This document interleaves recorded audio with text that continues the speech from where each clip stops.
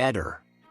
McAllister. Abbiamo parlato un paio di giorni fa, Sì. e ti ho detto che ti ho detto che sospetto anche di te. Come no? No. Tutti si sospettano. L'ho detto chiaro? Sono talmente sospettato che adesso ho portato la rosa a sostituire quella, ma visto che c'è troppa gente non lo faccio. No, mi interessa in Tornerò dopo. Diciamo che lo guardo e lo ascolto con Non mi attenzione. sono mai nascosto, lui è testimone facile, per niente. C'è l'ipotesi che il corpo sia stato portato in secondo tempo. Questo dirà la magistratura perché Aspetta, non sì, può no, non no. essere provato. Non può non essere provato Però- se il corpo è stato messo qua da pochi giorni.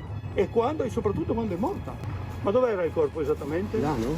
Non lo sapevo. Allora metto la rosa là, non lo sapevo. Quando si è trovato quel recinto che è tuttora circondato da un nastro e che lì hanno detto che era stata trovata, quello è stato il punto dove io ho messo la mia rosa periodicamente, io dico fino a 2 mesi fa o forse 3.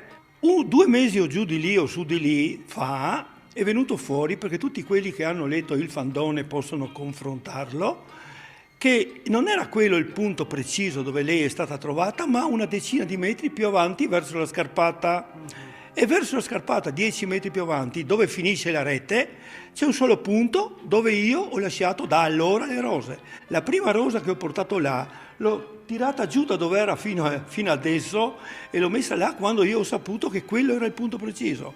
Dopodiché ne avrò messo una decina, io dico. Decine no, forse una mezza dozzina. Cioè tutte le volte che sono andato là con un cameraman e un giornalista a fare un servizio in quel posto, io ho portato una rosa, tutte le volte o quasi. Per me la prima posizione era appena entrati dalla via Weiss, come si chiama, i primissimi 2 o 3 pini, o cipressi, quello che sono insomma gli alberi, avevano sul tronco le prime settimane, dopo il suo ritrovamento, aveva sul tronco la mia rosa, che lei trovava quando veniva a trovarmi ad aspettarla a casa mia, di solito, cioè i mesi precedenti. Ehi, non dimenticare di iscriverti a questo canale.